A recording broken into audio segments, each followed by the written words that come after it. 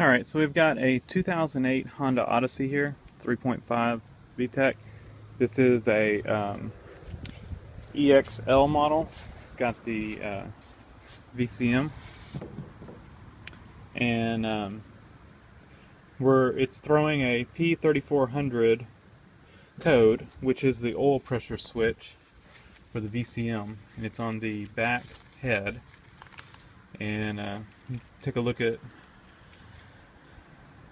that, and a lot of people say to check the oil, make sure it's not low in oil, because if it's low in oil it'll throw that code. And VCM is known on some vehicles to cause excessive oil consumption. This one doesn't seem to have that problem.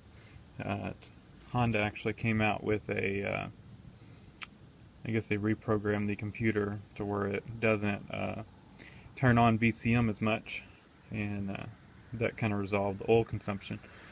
So I don't know if this one's brand new to me, and it's my wife's car, and we just purchased it not too long ago.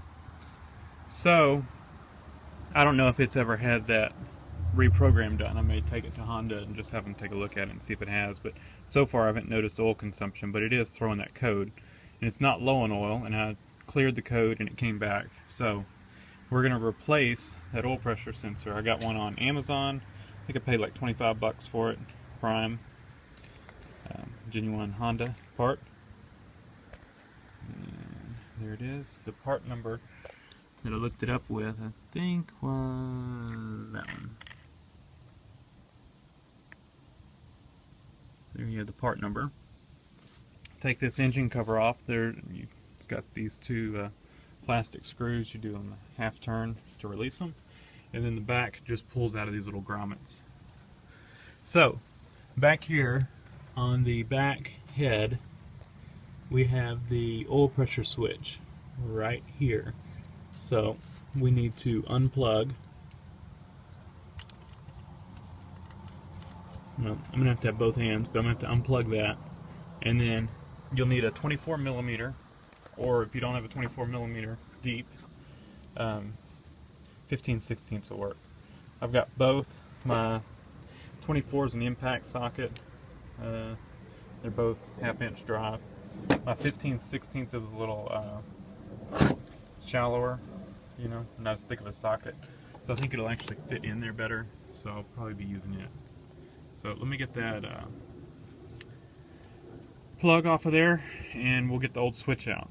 So there they are, and I've got me a replacement O-ring. You can see down in here, here's where it is. I need to get that O-ring out. I'll pull that O-ring out and put the new one in. And I actually have a full set of O-rings. I didn't order one, but I've got one the same size. I'll pull that one out and put the new one in, and we shall be good. The flash is turned off. Alright, there it is. Down in there, that's the new one. New O-ring. Now we just need to plug it in. Now there's another code for the VCM, and I can't remember which one it is, but there's another oil pressure switch, and it's on the front head, and it's right here. So if you're throwing the other code, it's right here.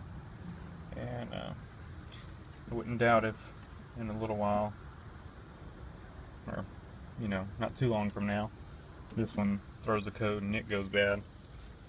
So there it is. This one's got a blue connector, and the other one's a brown connector, but it's still, it should be the right part number. I guess they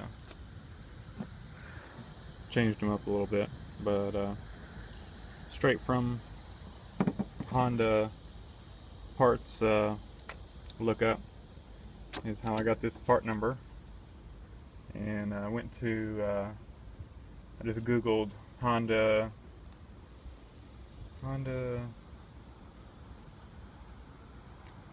online parts or whatever, something like that, and it came to some dealer, and I used their parts lookup to get the part number, and then I went to Amazon and found the part number. So there we go, and I think Rock Auto also shows the same one, I can't remember. So all we gotta do is slip this back over.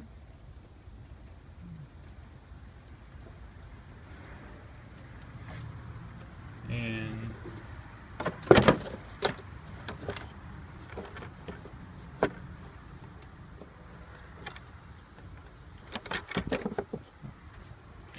I'm probably gonna need both hands for this.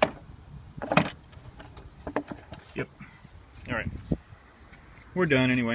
I'm just gonna put the cover back on and I'll go clear the code. Like I said real quick, it was throwing the P3400 code, and I looked that up, and it said it was that rear bank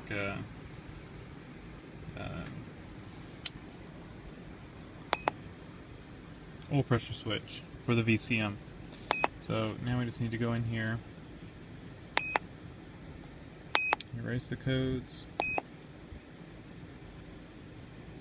and all done. We go in here, no codes.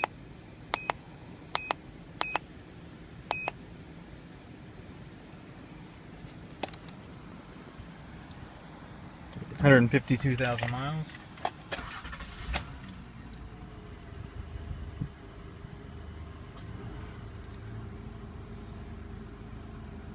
And we're all good. So we'll just have to drive it and see if the code comes back, and then I'm sure eventually I'll have to replace that other the sensor for the front bank. But for now, we're just doing the rear one. Thanks for watching.